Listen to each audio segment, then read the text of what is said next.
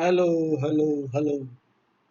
अगर आप wealth creation करना चाहते हैं, फाइनेंशियल फ्रीडम अचीव करना चाहते हैं, तो आप सही जगह पे आए हैं। Welcome to financial freedom planet wealth YouTube and podcast channel. दोस्तों, सेबी ने कल ही एक नया गाइडलाइन इशू किया है और उन्होंने जो मल्टी कैप कैटेगरी के म्यूचुअल फंड है, उनकी जो एसेट एलोकेशन गाइडलाइन है वो चेंज कर दी है। आज हम ये छोटी सी वीडियो लेके आए आपके लिए कि उन्होंने क्या चेंज किया था, पहले क्या था, अभी क्या चेंज किया है और what could be the impact on the investor community and market in general. उसके बारे में ये वीडियो लेके हम आपके लिए आए हैं।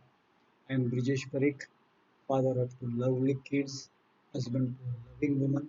I'm an educator, now turned into a wealth coach, and I'm on a mission to help 1 lakh families like yours to live a worry-free life and achieve financial freedom during their life.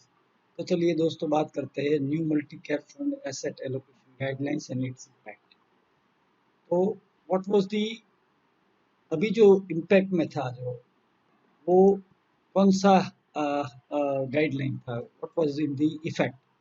तो सेबी ने 6 अक्टूबर 2017 को जो circular दिया था, उसमें multi cap fund को इस तरीके से डिफाइन किया था। स्कीम कैरेक्टरिस्टिक्स को डिफाइन किया था। Minimum investment in equity and equity related instruments to be 65% of total asset. मतलब जो भी टोटल एसेट फंड में इन्वेस्टेड है इन्वेस्टर की, उसको फंड मैनेजर को 65% डालना, मिनिमम 65% डालना होता था इक्विटी एंड इक्विटी रिलेटेड। मतलब वहाँ पे कोई ब्रेकअप नहीं था कि स्मॉल कैप में कितना डाले, लार्ज कैप में कितना डाले, मिड कैप में कितना डाले, राइट।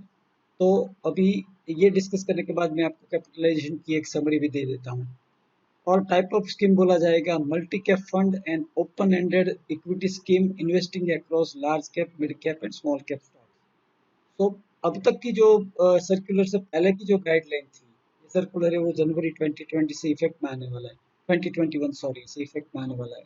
उससे पहले की जो कैटेगराइजेशन थी वो ये वाली थी। मतलब देयर वाज नो गाइडलाइन कि आप मल्टी कैप में, अगर आप स्मॉल कैप में कितना डालना है फंड मैनेजर को, मिड कैप में कितना डालना है और लार्ज कैप में कितना डालना है, राइट।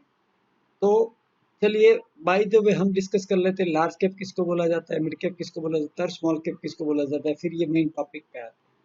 तो सेबी ने जो क्लासिफिकेशन इशू किया था उसके हिसाब से टॉप 100 मार्केट कैपिटलाइजेशन कंपनीज, मतलब उनके जो आउटस्टैंडिंग शेयर्स है मल्टीप्लाइड बाय उस शेयर के प्राइस, वो उसकी मार्केट कैपिटलाइजेशन बोला जाता है। तो टॉप 100 जो कंपनीज होती है मार्केट कैपिटलाइजेशन की वजह से, उसको लार्ज कैप बोला जाएगा। 101 टू 250 की जो कंपनीज है उसको मिड कैप बोला जाएगा एंड 251 ऑनवर्ड सारी मार्केट कैपिटलाइजेशन वाली कंपनीज को मिड स्मॉल कैप बोला जाएगा। तो पुरानी guideline, coming back to the main topic, पुरानी गाइडलाइन ये थी कि देयर वाज नो ब्रेकअप। मतलब फंड मैनेजर को ऐसा लग रहा है कि अभी लार्ज कैप आगे अच्छा करेगा तो वो लार्ज कैप हैवी हो जाता था, मिड कैप आगे अच्छा करेगा तो वो मिड कैप हैवी हो जाता था, स्मॉल कैप अच्छा करेगा तो वो स्मॉल कैप हैवी हो जाता था। मतलब 65, जो 65 मिनिमम रखना था, तो वो 65 मिनिमम में वो ब्रेकअप ले लेते थे लार्ज कैप, मिड कैप और स्मॉल कैप। तो कंसर्न क्या थे ओल्ड गाइडलाइन में, व्हाट वाज द कंसर्न जिसको सेबी एड्रेस करने की कोशिश कर रही है।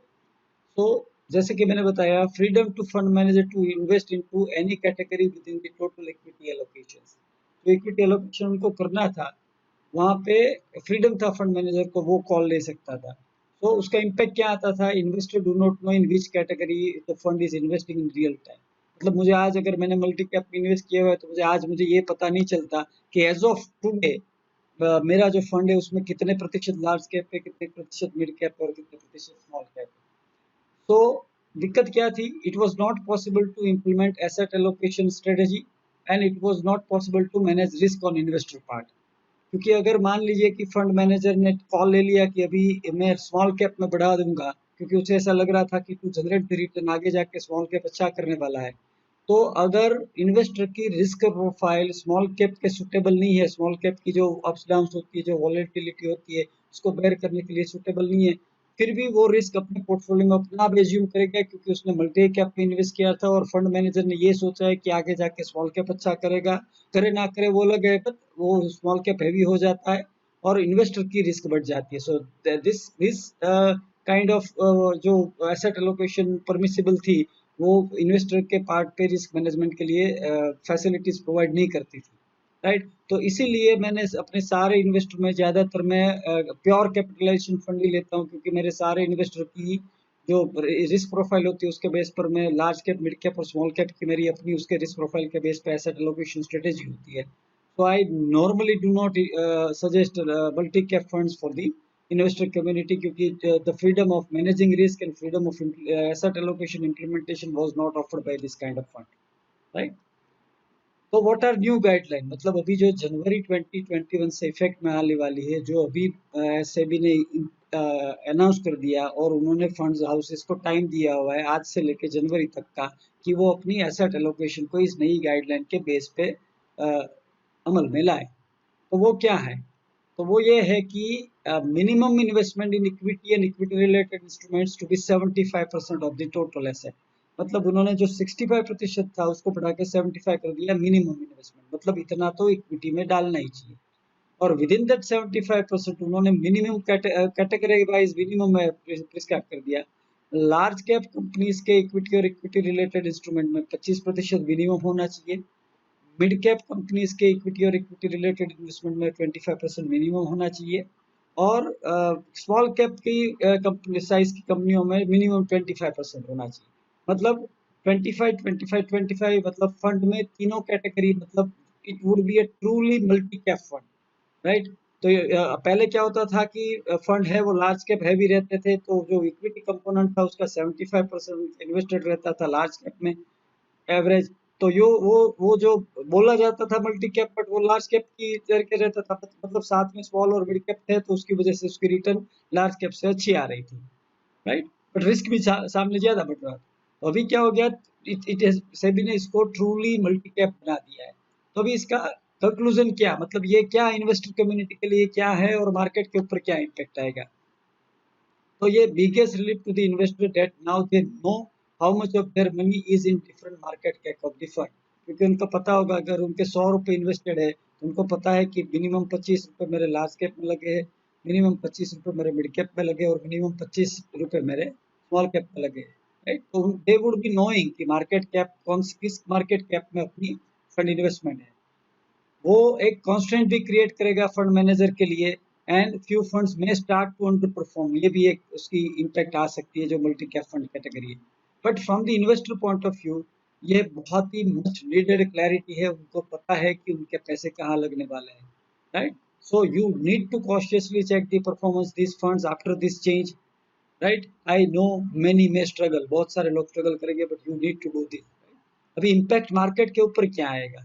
दोस्तों मार्केट के ऊपर ये इम्पैक्ट आने वाला है कि मार्केट में अगले 6 महीने में बहुत सारे जो मल्टी कैप फंड है उनको अपनी एसेट एलोकेशन को जनवरी से पहले रीअलाइन करना पड़ेगा। मतलब अभी वो पुरानी गाइडलाइन को फॉलो कर रहे हैं और उसी तरीके से इन्वेस्टेड हो गए और उनको नई गाइडलाइन के पे अलाइन करना पड़ेगा। तो इम्पैक्ट ये आने वाला है कि आगे जाके लार्ज कैप में उनको अपनी इन्वेस्टमेंट को बेचनी होगी और स्मॉल कैप और मिड कैप में अपनी इन्वेस्टमेंट को बढ़ानी होगी। सो उससे इम्पैक्ट ये आएगा कि मिड कैप और स्मॉल कैप की खरीदारी जो नॉर्मल होती है उससे थोड़ी ज़्यादा बढ़ेगी और लार्ज कैप में जो ये मल्टी कैप फंड बेचने निकलेंगे तो लार्ज कैप में थोड़ा सेलिंग साइड पे ज़्यादा प्रेशर रहेगा। तो ये मार्केट के ऊपर भी ये रिकैटेगराइजेशन है वो इम्पैक्ट लेके आने वाला है।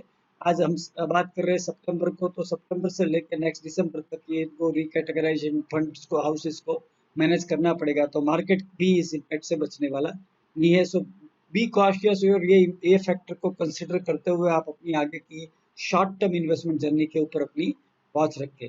तो आई होप ये छोटी सी जो वीडियो मैंने आपके लिए बनाई थी वो आपको हेल्पफुल होगी। अगर आपको इस तरीके की वैल्यूएबल नॉलेज चाहिए तो आप मेरे यूट्यूब चैनल को लाइक कर सकते हैं और उसके सब्सक्राइब करके उसकी बेल आइकन को दबा दीजिए ताकि आप इस तरह की वीडियो अटेंड करें। आप मेरे वेबसाइट पे भी जाके ब्लॉग्स भी पढ़ सकते हैं, www.planetworld.in पे जाके ब्लॉग्स भी पढ़ सकते हैं।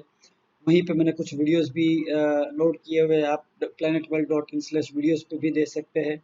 आप मेरे फेसबुक पेज प्लैनेट वेल्थ को भी लाइक कर सकते हैं, या मेरे फेसबुक ग्रुप फाइनेंशियल वेलबींग में भी रिक्वेस्ट डाल के जुड़ सकते हैं।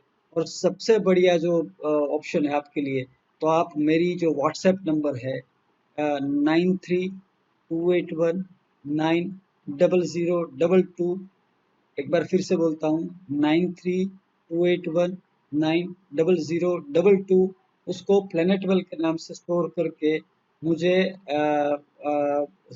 पुट मी मुझे ग्रुप में ले लीजिए करके एक अपना नाम लिख के मैसेज भेज दीजिए, ताकि मैं मेरे अपने व्हाट्सएप ब्रॉडकास्ट ग्रुप जो फाइनेंशियल नॉलेज में शेयर करता हूँ, उसके ब्रॉडकास्ट ग्रुप में मैं आपको डाल दूंगा, और you will keep on receiving various educational material like this. तो आप वो मेरे पॉडकास्ट है, मेरे वीडियोज़ है, या मेरी जो ब्लॉग्स है उसको उसकी डिटेल आपको मिलती रहेगी।